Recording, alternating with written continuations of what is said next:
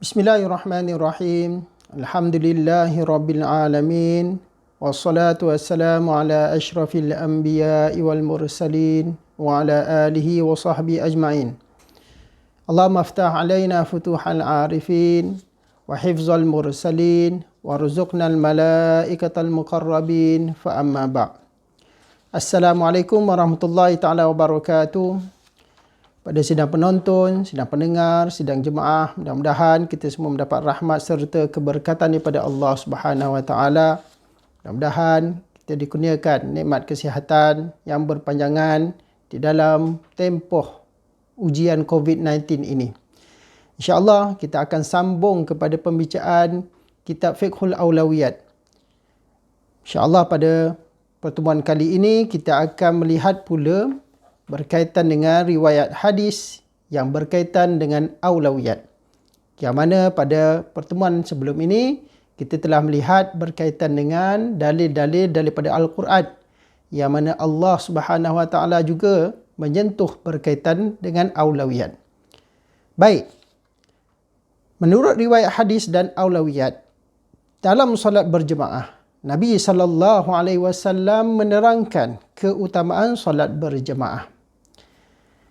Sabda Nabi SAW, salatul jama'ati tafdulu salatul fadhi bisab'ina wa ishrina darajah. Atau kama qal. Maksudnya, solat berjemaah lebih afdal daripada solat bersendirian dengan 27 darajat. Riwayat Bukhari.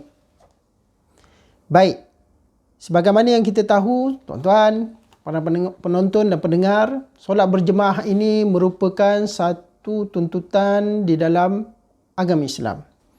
Daripada zaman Rasulullah SAW sehinggalah sekarang ini. Alhamdulillah, masyarakat kita cukup prihatin ataupun menjaga solat berjemaah ni. Kenapa saya berkata demikian? Sebab bila mana kita diuji tempoh COVID ini, alhamdulillah masyarakat kita masing-masing bersuara.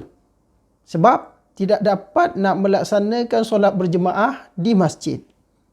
Disebabkan larangan ataupun disebabkan SOP COVID ini, maka pihak berkuasa terpaksa memperketatkan aktiviti sosial. Baik. Berkaitan dengan solat berjemaah ini, yang pertama yang perlu kita tahu, bila sebut saja solat berjemaah, maka solat itu bukan dilakukan dengan seorang diri. Kalau solat seorang diri, maka itu solat bersendirian. Maka kalau menurut hadis ini, siapa yang solat bersendirian, tak dapatlah 27 darjat tadi. Dan alhamdulillah, mana-mana di kalangan para penonton, para pendengar yang melazimi solat berjemaah, syabas saya ucapkan. Kerana kita menjaga solat berjemaah dan kita layak, tuan-tuan layak mendapat 27 darjat ini. Dan bila sebut solat berjemaah ini, maka solat itu mesti didirikan sama ada berdua. Seorang imam, seorang makmum. Atau lebih. Mana lebih itu jemaahnya ramailah. Maka itu yang dikatakan solat berjemaah. Pertama.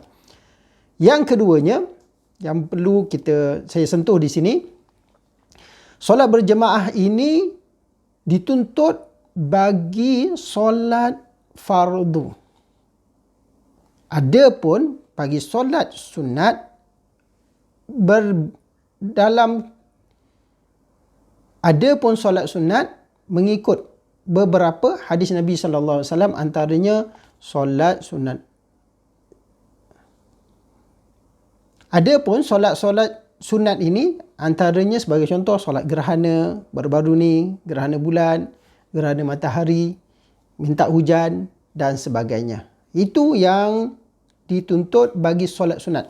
Adapun perbincangan kita di sini adalah solat fardu dituntut untuk dilaksanakan secara berjemaah. Kedua. Yang ketiga, afdalnya solat sunat ini di rumah atau di masjid. Macam mana tu tuan-tuan?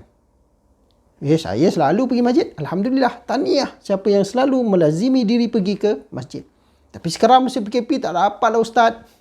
solat berjemaah kat rumah. Tak apa. Solat berjemaah di rumah pun dapat 27 darjat yang Nabi sabdakan tadi. Maka, mana lebih utama?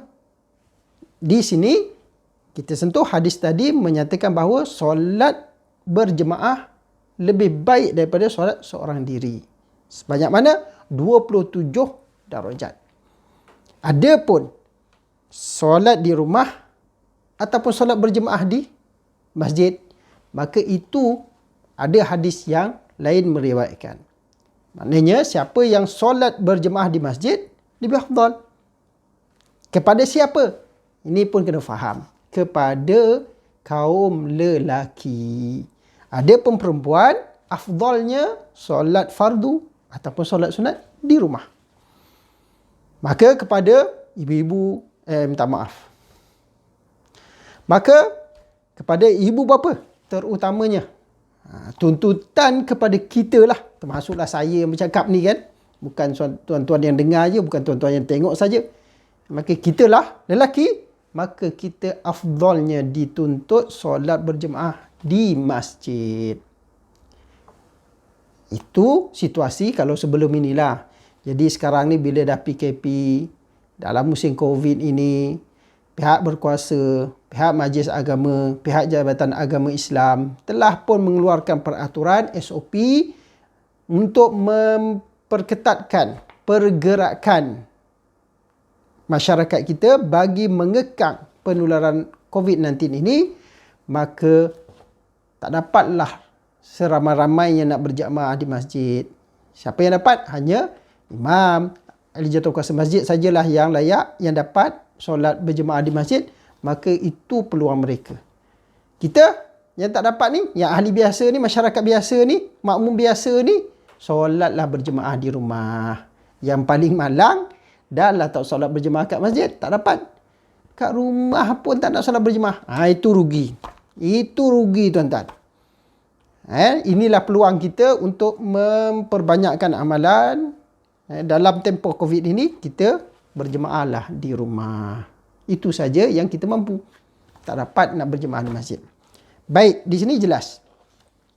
Solat berjemaah lebih utama daripada solat bersendirian. Itu betul lah tu. Fokuslah tu yang tengok ni. Baik. Dalam cabang iman pula. Dalam cabang iman, ia mempunyai pelbagai cabang. Sabda Nabi SAW. Al-imanu bid'u wa sab'una baban. Fa'adnaha imatatul adha anil tariqi. Wa arfa'uha qawlu la ilaha illallah. Baik, apa maksudnya? Iman itu mempunyai 70 cabang dan lebih. Serendah-rendahnya ialah membuang penghalang di atas jalan, dan paling tinggi ialah 2 kalimah tauhid. Baik, tadi kita membicarakan aulawiyat berdasarkan hadis dalam ibadah. Sekarang pula kita lihat dalam cabang iman, ia mempunyai pelbagai cabang. Sabda Nabi SAW, al-imanu bid'u wa sab'una baba.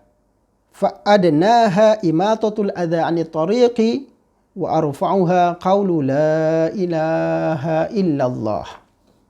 Maksudnya, iman itu mempunyai 70 cabang dan lebih. Serendah-rendahnya ialah membuang penghalang di atas jalan, dan paling tinggi ialah 2 kalimah syahadah ataupun 2 kalimah tauhid. Baik tuan-tuan. Hadis ini nak menyatakan bahawa sebenarnya cabang iman itu cukup banyak. Dalam hadis tadi menyatakan 70 cabang. Dan mungkin lebih. 70 itu bukannya satu jumlah yang tepat, tapi nak menunjukkan banyak. Bukannya 70. Mungkin ada lebih. Sebab itu ada pendapat mengatakan ada 29, atau 70, ada 79 dan sebagainya. Kerana apa? Sebab cabang itu pula kalau dikategorikan, ada cabang berbentuk di dalam hati, melalui hati. Cabang iman itu. Ada cabang iman tu melalui percakapan. ada cabang iman itu melalui perbuatan. Baik. Jadi 70 cabang ataupun lebih. Serendah-rendahnya cabang iman ini ialah bila mana seseorang itu membuang sesuatu yang menghalang jalan yang dilakukan, yang digunakan oleh orang awam. Maknanya apa? Seandainya jalan itu sering digunakan, tiba-tiba ada halangan. Sama ada pokok tumbang ke, ada binatang mati ke, ada duri ke, ada kereta rosak ke, macam-macam lah kan. Jadi laluan itu tergenala disebabkan ada halangan. Maka serendah-rendah iman adalah mereka yang cuba membuang apa-apa yang menghalang jalan yang digunakan oleh masyarakat. Itu serendah-rendah cabang iman. Adapun cabang iman yang paling tinggi, apa dia? Jadi tuan-tuan pun dah boleh agak kan? Dah tahu dah kan? Kita sering sebut, kita sering mengucap, iaitu La ilaha illallah. Satu kalimah tauhid, satu kalimah agung. Satu kalimah ini cukup penting untuk membezakan kita ni Muslim ataupun orang itu kafir. Baik, jadi cabang kalimah ini, cabang tauhid, cabang yang paling tinggi ini ialah kalimah tauhid ini penting. Kerana di dalamnya kalimah La ilaha illallah ada nafi dan juga itsbat. Kita menafikan apa? Tiada Tuhan. Tak ada Tuhan. Menafikan kecuali hanya satu saja, iaitu Tuhan yang Esa, Allah.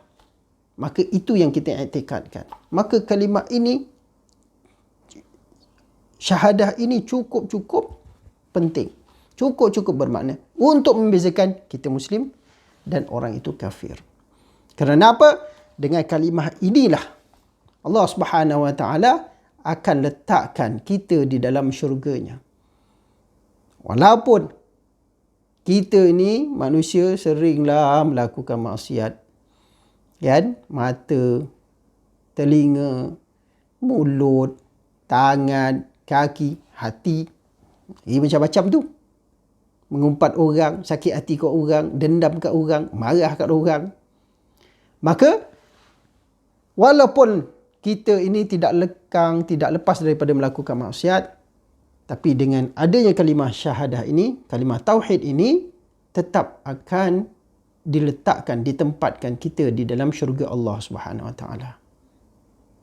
Berbeza. Mereka yang tidak ada kalimah ini, tidak beriman, tidak mengucap kalimah ini, maka baik macam mana sekalipun mereka kat dunia ini, tolong orang, bantu orang, bagi makan ataupun sebagainya, dan dialah terbaik dan dialah berintegriti. Kan cakap moden berintegriti, amanah, jujur, amanah dan sebagainya. Tetapi bila mana tidak ada tauhid, tidak ada akidah, tidak beriman kepada Allah Subhanahu Wa Taala, maka tetap kekal di neraka Jahannam. Na'udzubillah wa iyadzubillah min dzalik. Mudah-mudahan hidup kita alhamdulillah dalam keadaan iman, minta selalu berdoa kepada Allah Subhanahu Wa Taala agar penghujung kehidupan kita ini di dalam husnul khatimah. InsyaAllah, sama-sama tuan-tuan, kita berdoa, sama-sama kita berusaha untuk menjadi Muslim yang terbaik. Hidup kita Muslim yang mulia, mati kita mati dalam keadaan husnul khatimah. Saya mendoakan buat diri saya dan juga para penonton, para pendengar. Jadi tuan-tuan, para pendengar pun sama-sama doakan saya. Doakan kita semua, umat Islam dikekalkan iman, ditetapkan iman, sehinggalah kita menghembuskan nafas kita yang terakhir. InsyaAllah.